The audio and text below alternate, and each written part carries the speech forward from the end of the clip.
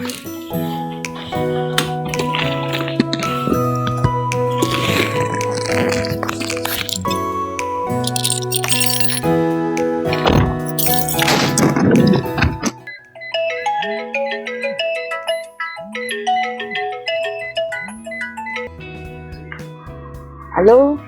Praise the Lord. இதோ வந்துட்டு இருக்கா, 5 minutes வந்துடுவேன். Thank you.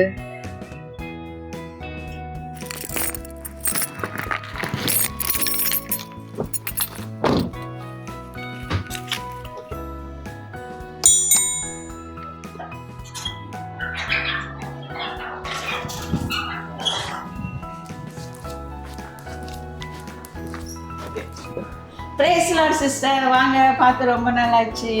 Praise the Lord, praise the Lord. எப்படி இருக்கீங்க? வாங்க உட்காருங்க. வாங்க சிஸ்டர், உட்காருங்க உட்காருங்க.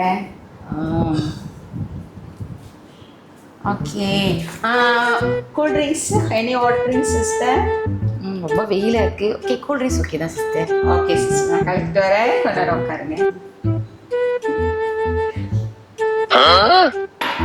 கூல் ட்ரிங்க்ஸ், கூல் சிஸ்டர், குடிங்க கூல் ட்ரிங்க்ஸ். தேங்க்யூக்கா. வெல்கம்.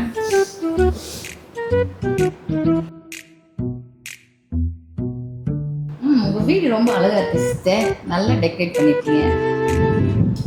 அப்படியா சிஸ்டர்? இன்டீரியர் டிசைனர் 1 million வந்துச்சு சிஸ்டர். ஏன்னா வெறுமையாக இருந்தால் பிடிக்காது சிஸ்டர். அழகாக இருந்தால் தான் நம்மளுக்கும் பார்க்க சந்தோஷமாக இருக்கும் சிஸ்டர். அதனால தான் என் வீட்டுக்காருக்கு, எனக்கு, என் பிள்ளைங்களுக்கு பிடிச்ச மாதிரி நாங்கள் செஞ்சோம். ஓ, அப்படியே sister. Very nice. Sister, phone விளையாடுனது இருக்கு. ஓ, இது வந்து ஏப்பிள் ஃபோன் சிஸ்டர். இது இப்படி தான் வைக்கணும், இதான் ஸ்டைல். ஓ, இந்த சட்டை வந்து ரொம்ப சீப்பாக தெரியுது சிஸ்டர். நீங்கள் ஆன்லைனில் வாங்கினீங்களா? இந்த மாதிரிலாம் நான் போட மாட்டேன் சிஸ்டர். ஆமாக்கா, இது வந்து நான் வந்து கலர் ரொம்ப பிடிச்சிருக்குன்னு நான் வாங்கினேன். ஆன்லைனில் வாங்கிட்டேன் சிஸ்டர். ஓ, அப்படியா? Okay okay. Hello, S.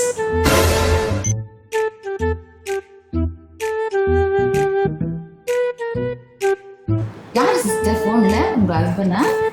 சரி, இஸ் மை டிரைவர். அவர் வந்து சர்வீஸ் பண்ணிட்டாரு. BMW காடி சர்வீஸ் கொண்டு போனார். ஸோ எனி டைம் எடுத்துகிட்டு வரலான்னு சொன்னேன் சிஸ்டர். என் சான் மர்ஸ் பாய்க்கிறார் சிஸ்டர். ஸோ நாங்கள் சீப்பான இதெல்லாம் பாய்க்க மாட்டோம் சிஸ்டர். ரொம்ப கஷ்டம் அதெல்லாம். ஓகேங்களா? அதெல்லாம் வந்து மெயின்டெனன்ஸ் வந்து ரொம்ப கஷ்டமாக இருக்கும். நாங்கள் பாய்ச்சா எல்லாமே லக்ஸரியானது தான் பாய்ப்போம். ஓ, அப்படிங்களா? Very good sister. நல்ல லக்ஸரி கார் ஆண்டு நல்லா ப்ளஸ் பண்ணியிருக்காரு. எங்க சிஸ்டர் இப்போலாம் உங்களை பார்க்கவே முடியல. ரொம்ப நாள் ஆச்சு உங்களை பார்த்து. எங்கே தான் போனீங்க? ஓ, அதுவா சிஸ்டர், நாங்கள் இட்டாலி போனோம் சிஸ்டர். என்னது, இட்லியா? இட்லி இல்லை சிஸ்டர், உங்களுக்கு தெரிஞ்சதுலாம் தோசை இட்லி தானே. நாங்கள் போனது இட்டாலி. இந்த பேக்கு ரொம்ப அழகாக இருக்குது சிஸ்டர். அப்படியா சிஸ்டர்? உங்களுக்கு பிடிச்சிருக்கா? நல்லா இருக்கு sister. Very nice bag sister. இன்னும் வேலை தெரியுமா உங்களுக்கு? தெரியுது. என் ஹஸ்பண்ட் வாங்கி கொடுத்தாங்க. நான் வேண்டாம் சொன்னேன். ஒரு பர்த்டேக்கு ஏதாவது வாங்கிக்கணும்னு சொன்னார். 20K வந்துருச்சு சிஸ்டர்.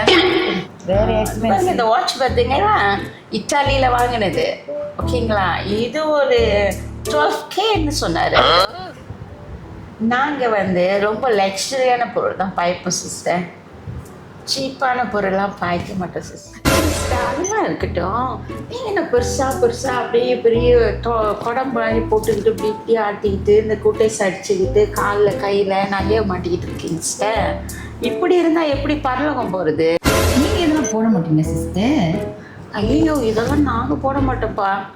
நாங்கள் தாழ்த்தி எங்களை வெறுமையாக்கி நாங்கள் அப்போ தான் நீதிமான ஆகி பரலோகத்துக்கு போக முடியும். நீங்கள் எப்படி போட்டுக்கிட்டு இருக்கீங்க? நீங்களாம் எப்படி பரலோகம் போவீங்க? இதுதான் தேவன் எதிர்பார்க்கும் தாழ்மையா? நீங்க என்ன சொல்றீங்க? Luxury phone, luxury bag, luxury car, luxury lifestyle, இதுதான் தேவன் எதிர்பார்க்கும் தாழ்மையா? நம்முடைய கிரியைனாலயா இல்ல அவருடைய கிருபைனால? எதனால நம்ம ரட்சிக்கப்படுறோம்? கமெண்ட்ல சொல்லுங்க. பார்ட் 2ல பார்க்கலாம். Praise the Lord. Praise the Lord. கிருபையா கிரியையா, எதனால நம்ம ரட்சிக்கப்படுகிறோம்?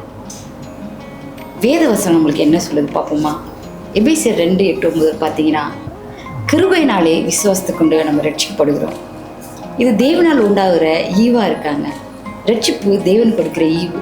ஏன் தேவன் ரட்சிப்பை ஈவா கொடுத்தாரு? ஏன்னா ஒருவரும் பெருமை பாராட்டாதபடிக்கு அவர் கிரியையினால் இல்லாமல் கிருபையினால் நமக்கு கொடுத்துருக்காரு. ஆமீன். முதலாவது, தேவன் உன்னை நீ நேசி, உன்னை நேசி போல பிறரை நேசின்னு சொல்லியிருக்காரு. என்னை நான் நேசிக்காமல் நான் எப்படிங்க பிறரை நேசிக்க முடியும்? என்னை நேசிக்கிறதுன அடையாளம் என்னை நான் நல்லாக உடுத்தி வைத்துக் கொள்ளுகிறது. அதாவது எல்லாவற்றையும் வாரி அணிந்து கொள்வதில்லை, தகுதியான வஸ்திரத்தை நான் தகுதியான அலங்கரிப்போடு நான் காணப்பட வேண்டியது அவசியமாக இருக்குது.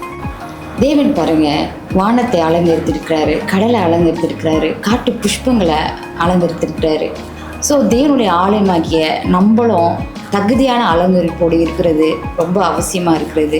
வெளி தோற்றத்தில் மாத்திரமல்ல, உள்ளான மனுஷனும் அலங்கரிக்கப்பட்டவனாக இருக்கணும். உள்ளான மனுஷன் மாம்சரீகமான காரியங்களாலையும் பெருமைனாலையும் கோபத்தினாலும் எரிச்சினாலும் இல்லாதபடிக்கு தேவனுடைய அன்பினாலும் தேவ ஆவியனுடைய கனிகள்னாலும் அலங்கரிக்கப்பட்டவனாக இருக்கிறது ரொம்ப அவசியமாக இருக்கிறது.